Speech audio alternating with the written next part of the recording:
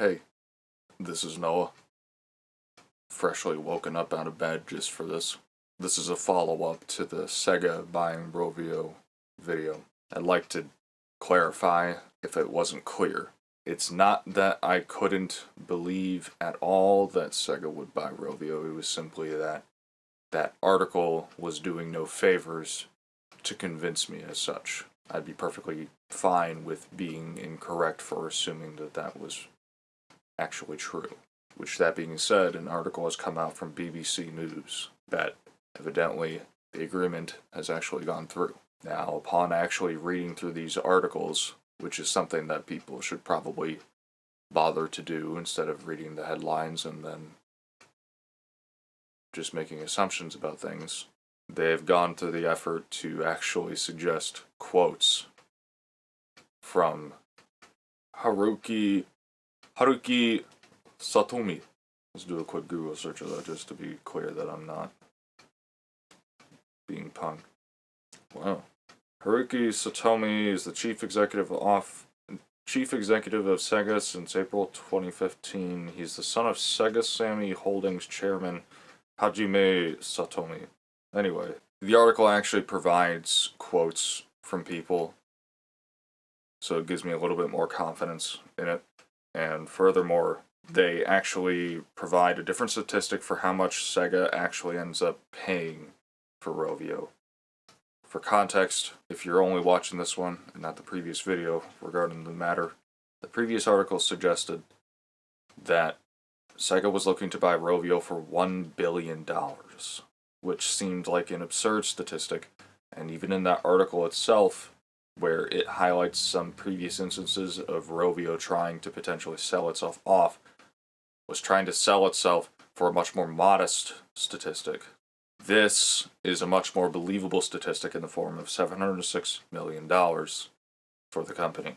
Announcing the deal, SEGA said its decision to buy Rovio had been driven by the need to strengthen its position in the global gaming market. It is said that this market is projected to grow to $263.3 billion in 2026, with the percentage of mobile gaming expected to increase to 56%. SEGA said it would use Rovio's distinctive know-how in live service mobile game operation to help its own current and new titles to help bring its own current and new titles to the global mobile gaming market. Quoting Haruki Satomi, among the rapidly growing global gaming market, the mobile gaming market has especially high potential, and it has been SEGA's long-term goal to accelerate its expansion in this field, said Haruki Satomi, chief executive of SEGA Sammy Holdings. I feel blessed to be able to announce such a transaction with Rovio, a company that owns Angry Birds, which is loved across the world, and home to many skilled employees that support the company's industry-leading mobile game development and operating capabilities, he added. The article goes on to highlight aspects about Rovio and other people's opinions on the matter, but interesting. I suppose we'll be seeing more of Angry Birds, for better or worse. Discussing this without the guise of wondering if it's real, I am interested to see more what SEGA will do with the assets of that company that aren't directly related to just Angry Birds.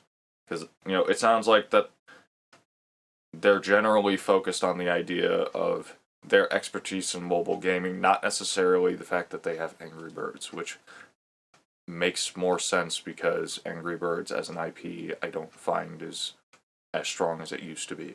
SEGA's mobile games have always been kind of hit or miss. Half of them aren't even available anymore because they've just pulled them from the storefronts. And the other half are just literally the ports of their old classic games. One of their mobile games that I played, which was like a gacha game called, I think it was like Sega Heroes, they shut that one down. I think Sonic Dash also got shut down because it was basically just the Sonic Forces mobile game, but for whatever reason the Sonic Forces mobile game is still going on to this day. They had a Crazy Taxi mobile game that also got pulled, which was just like a idle clicker sort of thing. Nintendo has not made significant strides to make mobile gaming a priority at all, with the exception of Fire Emblem Heroes being a breakout success and still, like, cooking. They made attempts, but now they've sort of just rested on their laurels with Fire Emblem Heroes and whatever amount of revenue they get from Pokemon Go, given that it's their IP.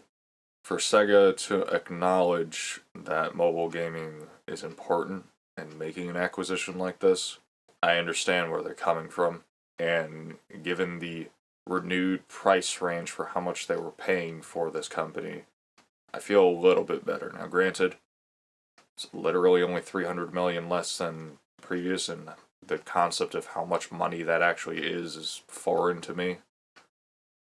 But I still am going to rest on that statement. Let me know what you guys think down in the comments. Are you looking forward to Sega's version of Mario and Rabbids Kingdom Battle, but it's Angry Birds and Sonic? Or perhaps more crossovers between the two games where you'll be able to launch Sonic from a catapult in Angry Birds, and you'll get the Angry Birds Sonic Forces mobile game crossover stuff for permanent. Like, they'll be permanent instead of a timed event. This is Noah. Sega actually did the thing. See ya.